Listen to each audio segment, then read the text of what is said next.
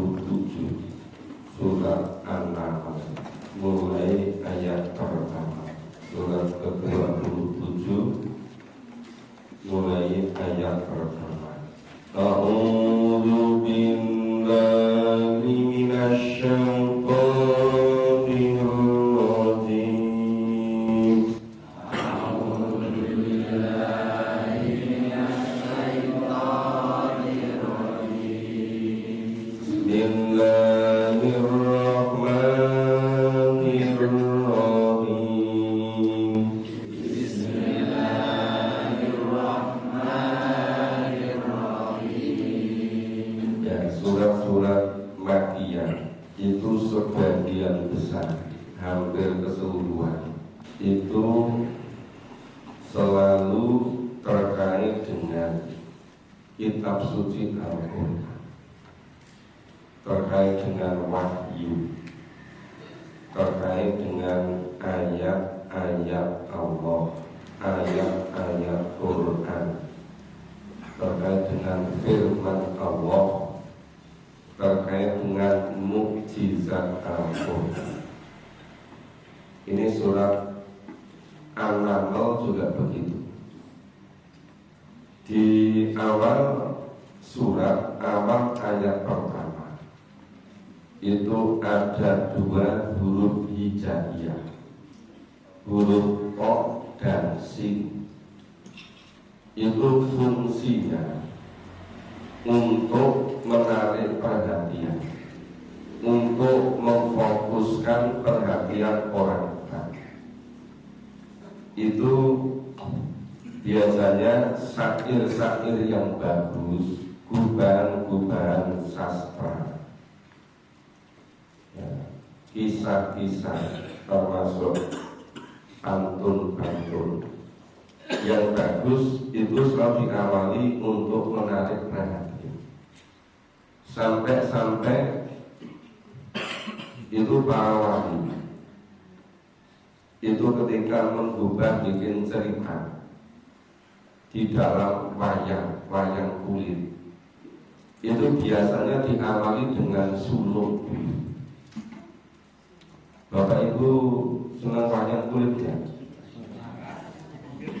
Ya, kulit senang. Kalau Ustaz Islam senang nggak gini, monogiri kan biasa.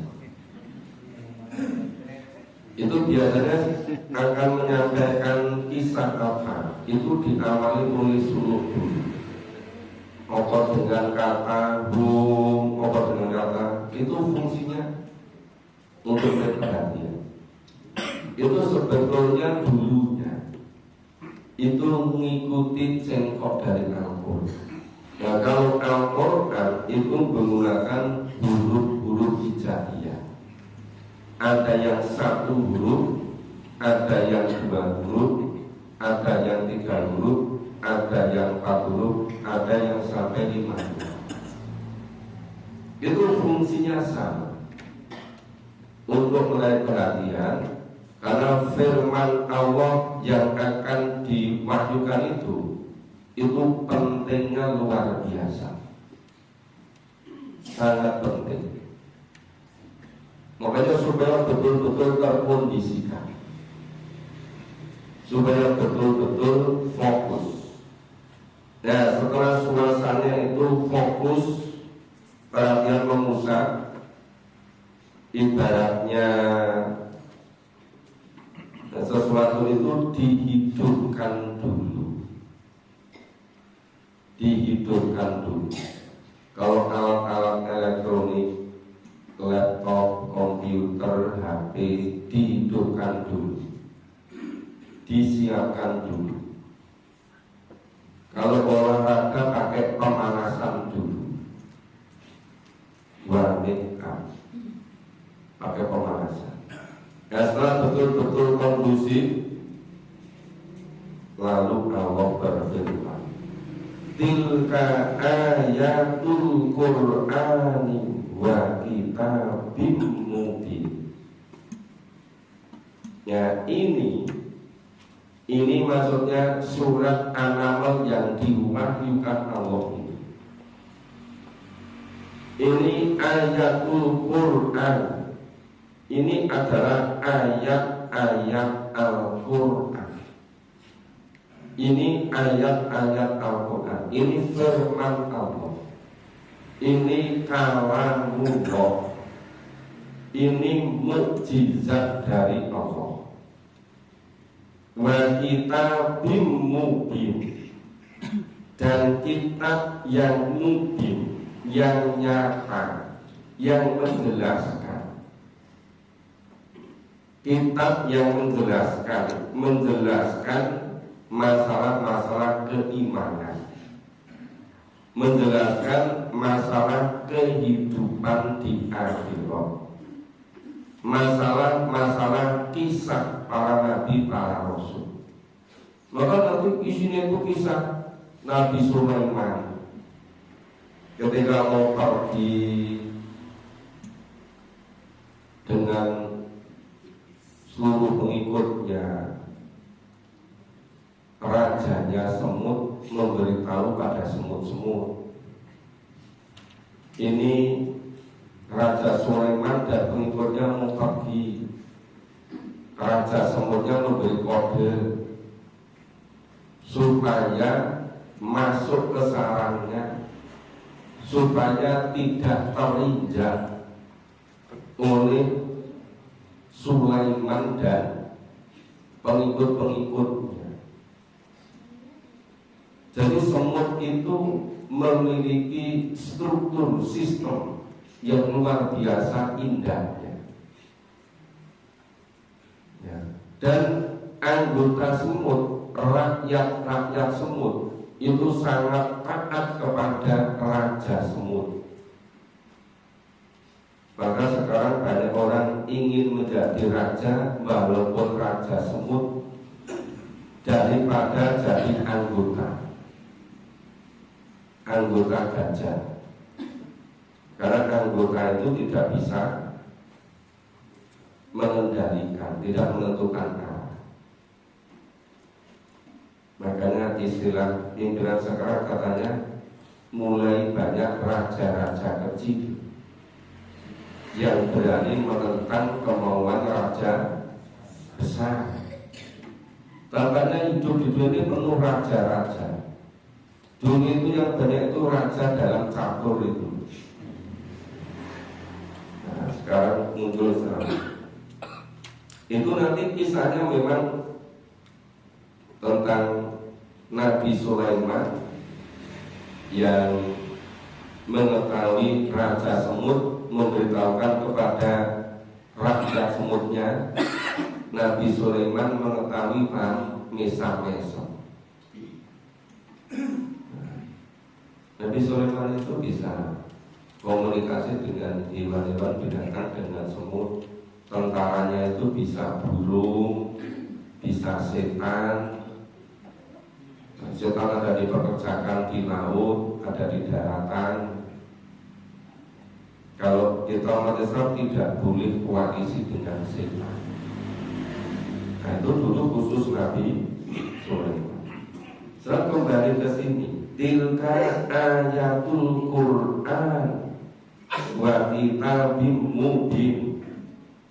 Ini adalah ayat-ayat Al-Quran dan kitab yang menjelaskan. Kitab Al-Quran ini menjelaskan, dalam Al-Quran ini sebagai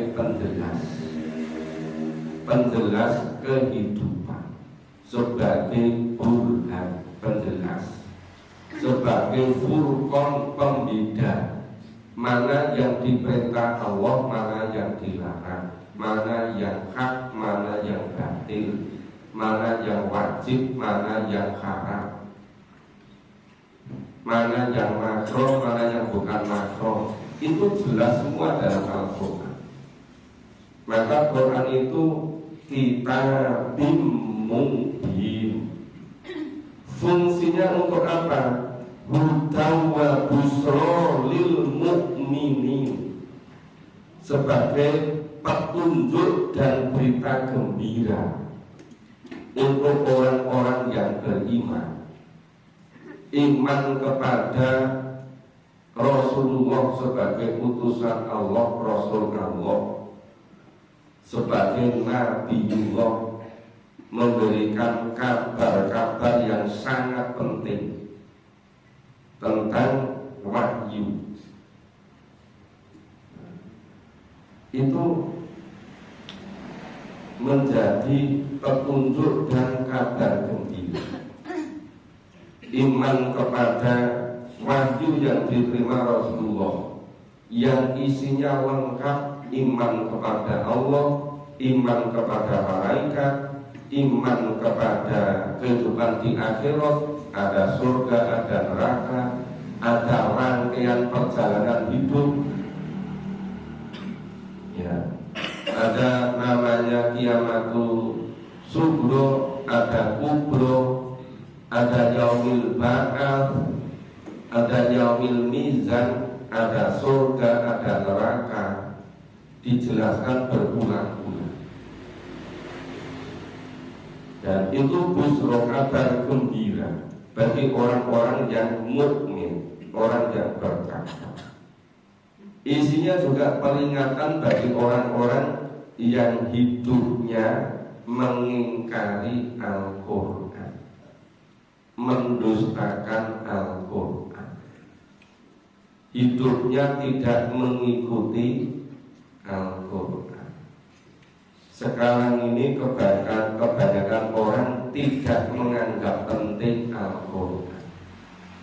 Mau bersama-sama memahami Quran aja pakai sama tetangga, pakai sama yang istri, pakai sama suami, yang suami pakai sama istri.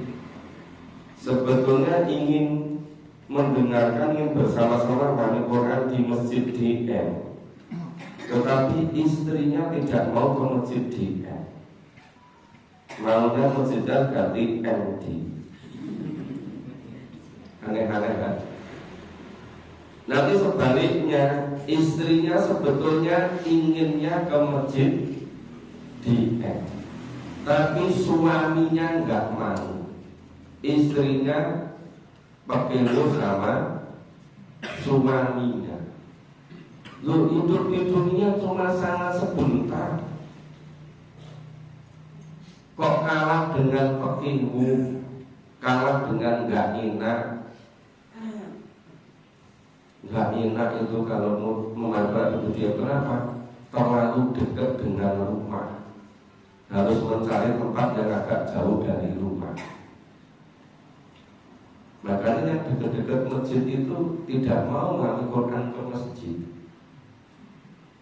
Pekewu masa mengalami Quran, zaman saat ini kok masih gunakan Quran, nggak mau.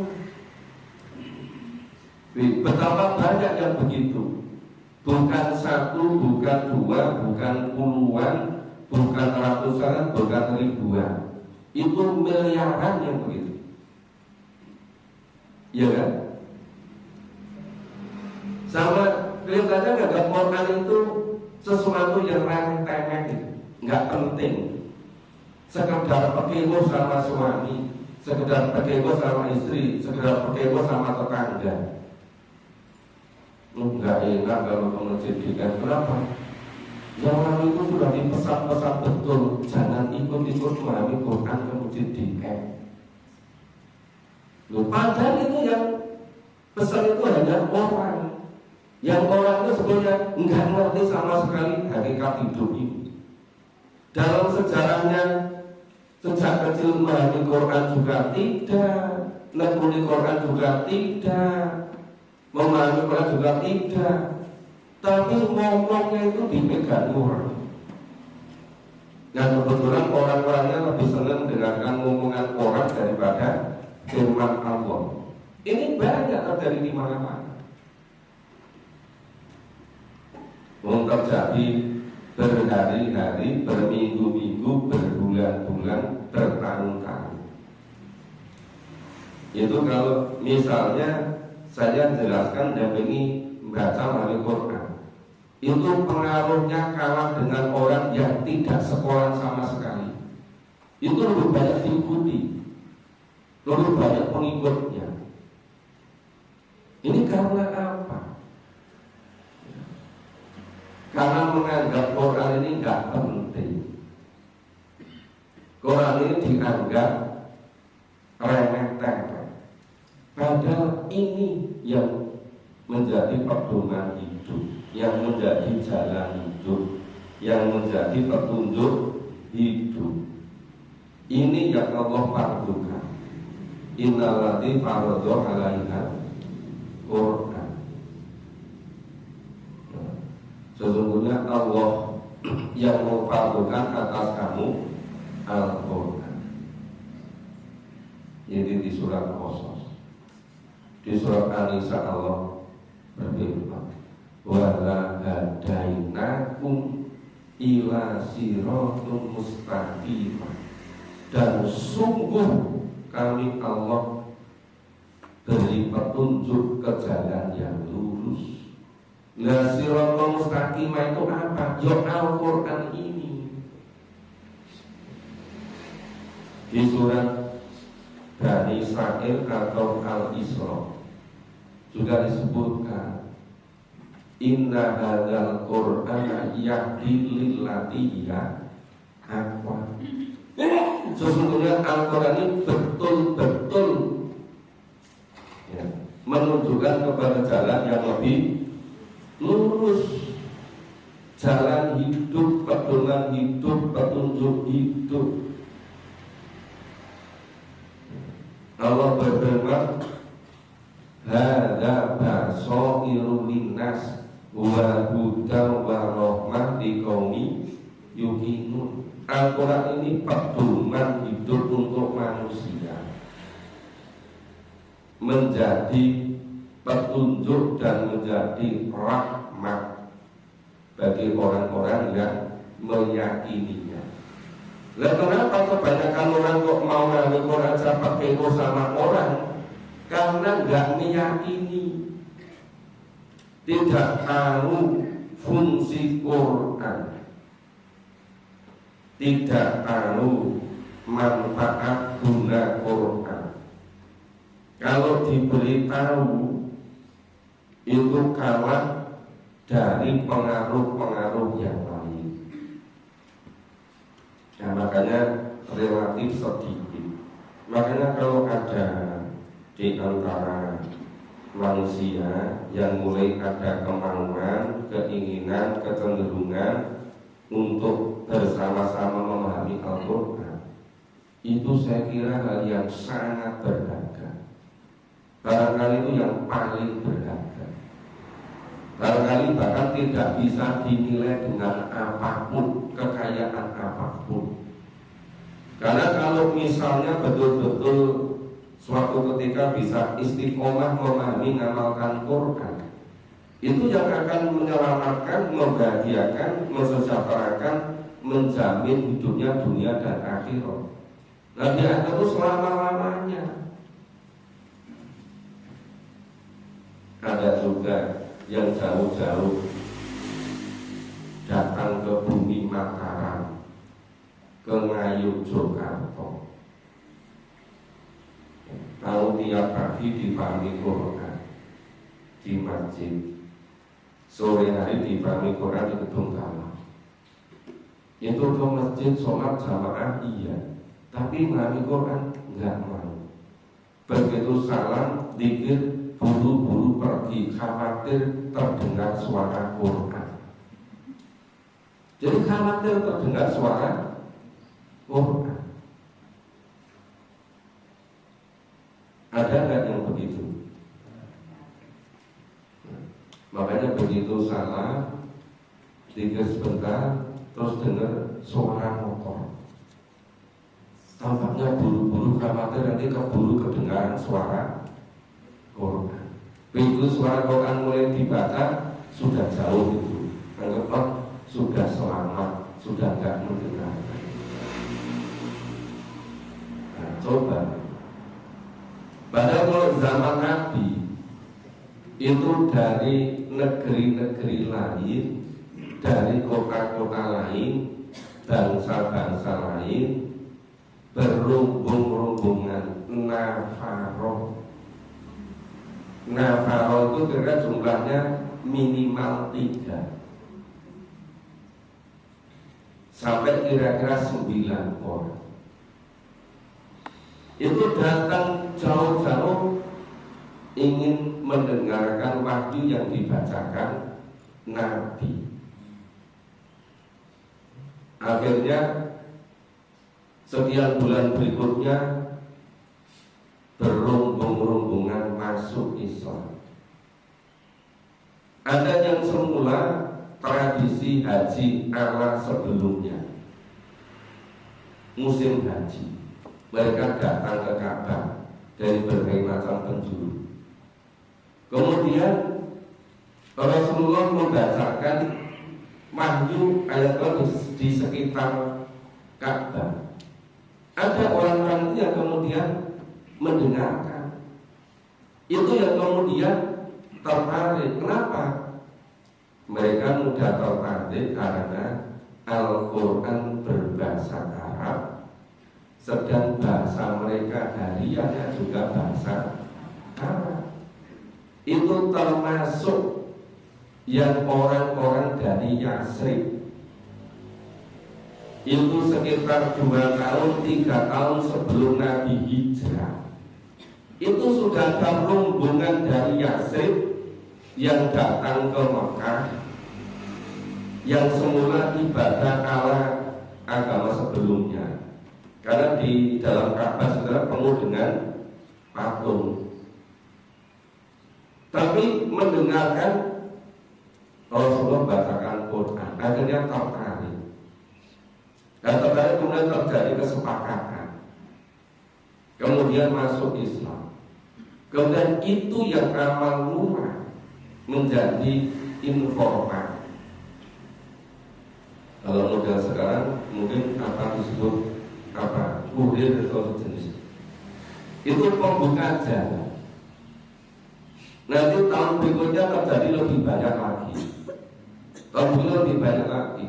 Maka begitu orang-orang Mekah semakin tidak senang pada Rasulullah, itu sudah dipastikan ini yang betul-betul welcome itu Yasrib. Udah pasti. Jadi dulu itu banyak yang dari negeri-negeri yang lain, kota lain, sampai istilahnya itu orang yang belum dikenal familiar, itu biasa juga disebut dengan jin. Jin itu artinya tidak kelihatan. Maka rahim yang mengandung disebut janin, ya kan? Nah, surga itu masih besok, maka disebut jannah, iya kan? Orang-orang asing yang kita nggak ngerti bisa disebut dengan jin. Maka ada sekelompok jin mendengarkan Rasulullah membacakan wahyu. Ajaban, menakjubkan. Mereka tertarik. Kemudian kembali ngajak-ngajak orang di negerinya, di negeri asing tadi. Nah, dulu dikisahkan banyak itu. Ada dari Yaman, dari daerah-daerah perjalanan cukup jauh. Nah, zaman sekarang kok malah orang sudah di masjid buru-buru pulang atau pergi, khawatir nanti kalau terdengar suara Al-Quran. Nah, bisa berbalikan. Mungkin itu tadi khawatir nanti kalau ketahuan yang lain ikut melani Quran jadi begitu, jadi gak enak. Makanya begitu salam dikir sebentar, cepat-cepat pergi. Ya. Padahal fungsi Al-Quran demikian. Ya. Dari kembali kepada huda wa busra lil mu'minin. menjadi petunjuk dan kabar gembira bagi orang-orang yang beriman.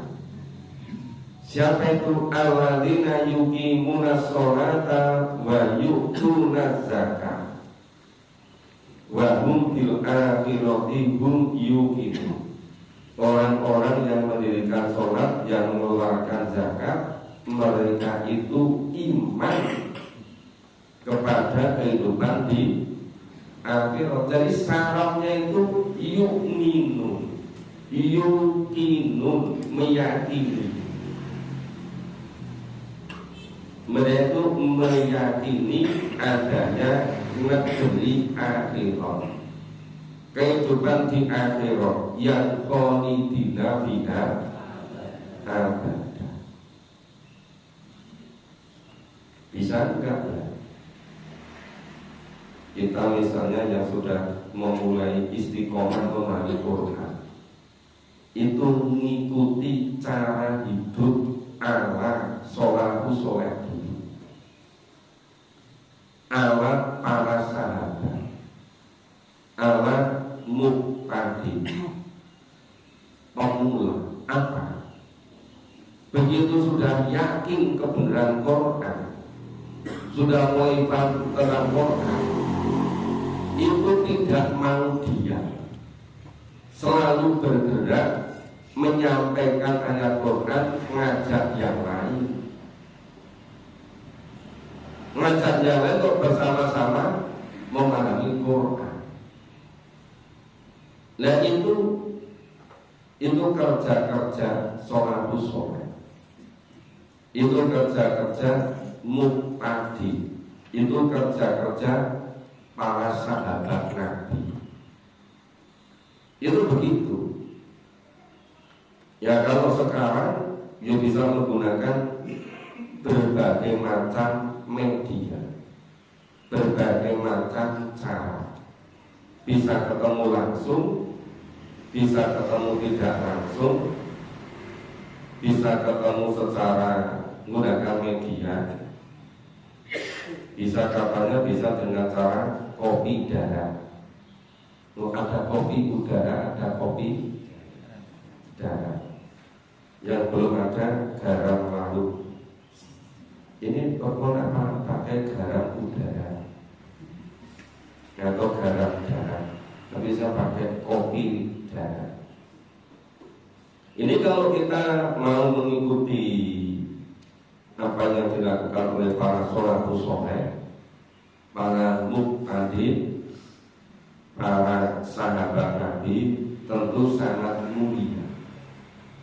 Dan ke depan akan semakin banyak lagi orang-orang yang merasa fardu wajib untuk memperdomani Al-Quran, sehingga Al-Quran betul-betul dipahami dan dijiwai. Ini yang ayat 1 menjelaskan ayat-ayat Quran, ayat 2, 3 orang yang mengimani, ayat 4 dan 5 itu yang tidak mengimani atau yang mengkufuri, yang mendustakan. Innalladzina la yu'minuna bil akhirati zayyana lahum a'malahum fahum ya'mahun. Sesungguhnya orang-orang yang tidak beriman, kebalikan dari ya ayat 2 dan 3. Ayat 4 ini kebalikan dari atasnya. Sesungguhnya orang-orang yang tidak beriman terhadap negeri akhirat, terhadap kehidupan di akhirat, zayyana lahum, kami jadikan mereka memandang indah perbuatan-perbuatan mereka, Apa yang dipandang indah tidak beriman itu mendustakan ayat-ayat Quran. Itu dipandang indah. Jadi merasa pagi-pagi sejuk, enak, menikmati tidur. Merasa tidur waktu subuh itu merasa sangat baik, sangat indah. Yang lain bangun ke masjid malam Quran, dia memandang indah kalau pagi-pagi. Yang lain melipat selimutnya, ini malah beneke kemuli. Itu zayyana lahum a'malahum. Ya, kami jadikan mereka memandang indah perbuatan-perbuatan mereka, dan mereka bergelimang dalam kesesatan. Fahum ya'mahun, mereka diselimuti kesesatan. Itu memang tupoksinya setan itu tuh, tupoksinya iblis, memutar balik sesuatu yang jelek itu dipandang jadi baik. Jadi salah satunya memutarbalikkan. Tadi malam yang dipahami di Masjid Takwa di akhir surat Toba, itu Allah melarang kepada Anda jangan sekali-kali mendekati pohon terlarang. Jangan sekali-kali memakan buah pohon terlarang. Kok malah iblis, setan malah ngomong, dan kamu ingin kekal di surga enggak? Kamu ingin selamanya di kerajaan ini enggak? Kalau kamu ingin itu makan buahnya, namanya buah pohon khuldi. Itu jadi kekal di situ. Padahal jenenge iblis ya gitu, memutar balik sesuatu yang jahat dipandang indah. Akhirnya Nabi Adam diikuti oleh kawan kepencut. Rumah sane kaya idam, kaya apa ya nani. Padahal itu buah terlarang. Akhirnya mendekat, kemudian memakan buah pohon itu. Ya. Akhirnya diusir, dikeluarkan dari surga karena dianggap durhaka dan sesat karena melanggar larangan Allah. Kemudian Allah menerima tobatnya dan memberinya petunjuk. Jadi kerja iblis setan sejak Nabi Adam yang tergoda sampai sekarang, iblis masih terus menggoda. Sebenarnya semakin kesini iblisnya sudah semakin pintar. Mungkin pelatihannya bagus. Pengembangan profesi karir iblis itu berjalan dengan baik. Makanya sekarang sebagian tugas iblis sudah bisa digantikan oleh manusia. Karena pintarnya iblis mempengaruhi orang untuk jadi pengikutnya. Padahal jelas-jelas setan itu musuh yang nyata. Maka ini zayyana lahum a'malahum, ya, kami jadikan mereka memandang indah perbuatan-perbuatan mereka yang gak awan itu.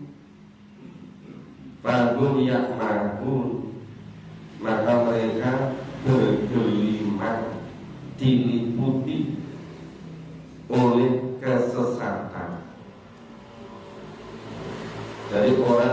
mengikuti Al-Quran, orang yang dapat petunjuk.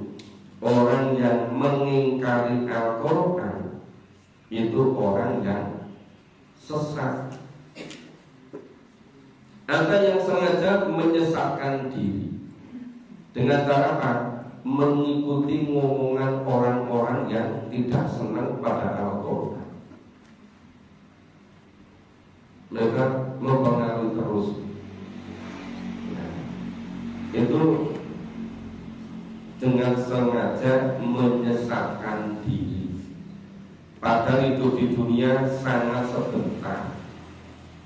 Mau nani Quran aja mundur-mundur terus ngenteni orang pakai bu. Barang senti pakai woyis meninggal, ternyata ada lagi keturunan yang dipakai lagi. Ya akhirnya apa? Ajal keburu datang, hidupnya belum dibimbing oleh Al-Quran. Nah, orang yang semacam itu ulaika alladzina lahum su'ul adab. Mereka itulah orang-orang yang mendapat adab yang buruk. Adab yang buruk ketika di dunia. Di dunia mendapatkan adab yang buruk. Kadang-kadang nutup-nutupi keresahannya, nutup-nutupi ketidaktenangannya biar dianggap damai. Nah, dengan tidak memahami Quran biar dianggap oh ternyata juga baik-baik saja. Padahal hatinya resah itu. Padahal nggak mencapai ketenangan. Yaitu adab di dunia. Biar sekedar kelihatan, biar dipandang baik-baik saja. Ya enggak mungkin orang itu di dunia enggak ngikuti Quran kok baik-baik saja. Kalau manusia tanpa Quran bisa menjadi baik-baik saja, Allah tidak perlu mutus Rasul, Allah tidak perlu mutus Nabi, Allah tidak perlu nugasi malaikat untuk menurunkan wahyu pada Nabi, pada Rasul. Kalau manusia tanpa Quran sudah bisa baik-baik. Makanya banyak orang yang berusaha mencoba mencari ketenangan, kebahagiaan hidup, tidak mau menggunakan Quran. Hasilnya berantakan semua, nggak karuan-karuan. Seharusnya kalau mencari ketenangan Al-Quran itu membaca, memahami Al-Quran, zikir, ya, memerhatikan Allah, bertasbih. Ini mencari kesenangan ke tempat-tempat wisata, ke tempat-tempat hiburan. Biar kelihatan religius dikasih nama wisata religius. Kelihatannya wah, tapi isinya sebetulnya resah. Ya, nggak mungkin mencari jalan cara mencapai kebahagiaan tidak mengikuti tuntunan Allah. Nggak mungkin bisa bahagia, nggak mungkin bisa sejahtera. Itu hanya bisa dicapai melalui tuntunan Allah dan Rasul. Makanya lahum su'ul adab. Mereka di dunia diadab dengan adab yang yang sangat buruk. Wa hum fil akhirati humul ansarum. Dan mereka di akhirat adalah orang-orang yang paling merugi. Makanya kalau ingin melihat tampang-tampang orang paling merugi besok di akhiratnya, lihatlah orang-orang yang hidupnya tidak meyakini kebenaran Quran. Yang muncul berbagai macam. Itu tampang-tampang paling merugi besok di akhirat. banyak yang menjual akhiratnya dengan dunia. Umur sudah 50 tahun lebih, umur sudah 60 tahun, belum mau fokus untuk menyiapkan besok di akhirat, bahkan tidak meyakini kekekalan kehidupan di akhirat. Karena tidak meyakini setelah purna tugas yang dilakukan aneh-aneh. Kenapa? Ini nguri-nguri budaya. Terus ada yang jadi penggerak kegiatan karawitan ini. Oh apa? Sekarang bapak ibu-ibu yang sudah purna ini dilatih kumpulkan seminggu 3 kali latihan main angklung. Mungkin waktu cilik disini orang ngalami seneng apa main angklung. Terus nanti apalagi. Nah, itu sebetulnya sekedar